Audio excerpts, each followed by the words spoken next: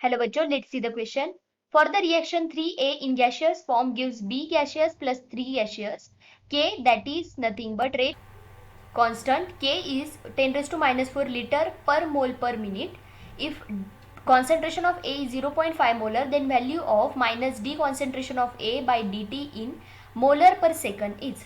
अब यहाँ पे हमें एक रिएक्शन दी है, that is 3A, that is in gaseous form, gives B plus C and both are also in gas form.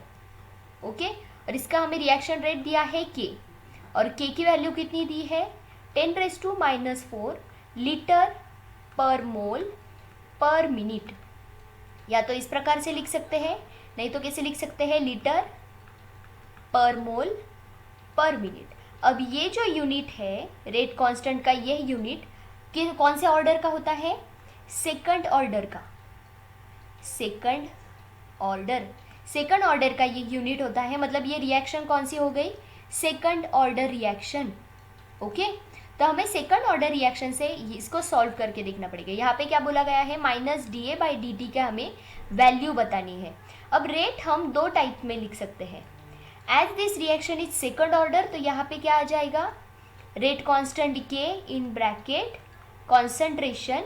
यहाँ पे टू क्यों आया? क्योंकि ये सेकंड ऑर्डर है. सेकंड ऑर्डर मतलब दो रिएक्टेंट पे ये क्या होते हैं? डिपेंड होती है. इसीलिए इसका इस टाइप से रेट लिख सकते हैं. और कौन से टाइप से हम रेट लिख सकते हैं? Rate is equals to decomposition of reactant. Decomposition किस प्रकार से लिख सकते हैं? 1/3 concentration of A upon D T. ये माइनस चार्ज क्यों लिखा है? क्योंकि यहाँ पे डिकम्पोजिशन होता है, मतलब इसका डिकम्पोजिशन होके इसको फॉर्म करते हैं, राइट है.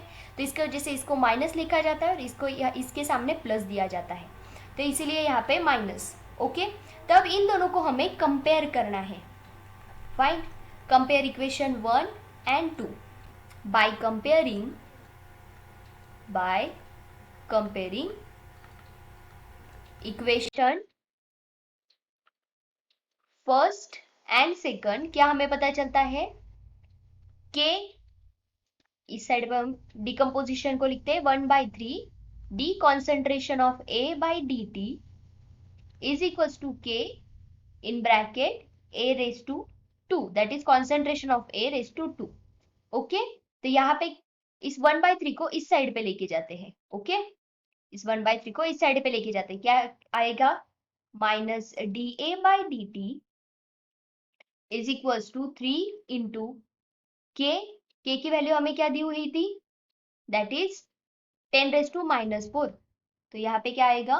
10 रेज टू माइनस 4 इंटू यहाँ पे कॉन्सेंट्रेशन की वैल्यू दी थी 0.5, तो इसका यहाँ पे स्क्वायर आएगा, 0.5 का स्क्वायर. ओके, तो यहाँ पे क्या आ जाएगा? 3 into 10 raise to minus 5 into इसके स्क्वायर की वैल्यू क्या आने वाली है? 0.25. ओके, तो अगर इन दोनों को अगर मल्टीप्लाई कर दे 0.25 एंड 3 को, तो यहाँ पे आएगा 0.75 into 10 raise to minus 4. Okay, तो इसको कन्वर्ट कर सकते हैं. यहाँ पे एक पॉइंट इधर लाने के बाद क्या आ जाएगा? 7.5 into 10 raise to minus 5, that is in molar per second. This value is in molar per second. तो आंसर कौन सा आने वाला है? 7.5 into 10 raised to minus 5. Option A will be the final answer of this question. I hope you understood. Thank you so much. All the best.